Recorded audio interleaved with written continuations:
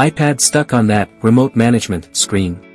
First, the simplest way, if possible, is to just ask the administrator who enrolled your iPad, like your school's IT department, to release it from their MDM server.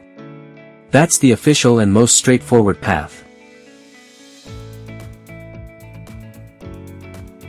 If you can actually get into your iPad settings, you might find the profile there.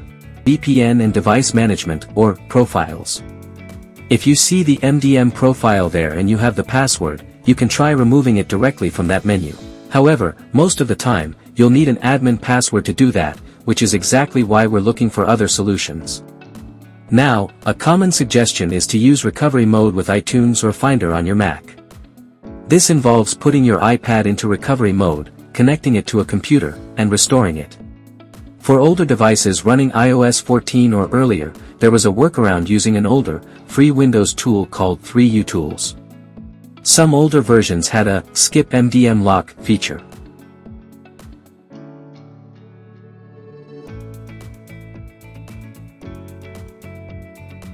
But this method is very limited now. It only works on older iOS versions, and it's more of a temporary bypass than a true removal. So, when free and official methods hit a wall, that's where a dedicated tool like MagFone iPhone Unlocker comes in. It's designed specifically for this stubborn MDM lock. The process is straightforward.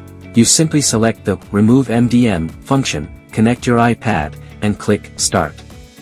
The software will then automatically detect and dismantle the management profile. The key advantage here is that it can handle this process within minutes, usually without needing any passwords and without causing data loss on your device, providing a clear path to full ownership of your iPad.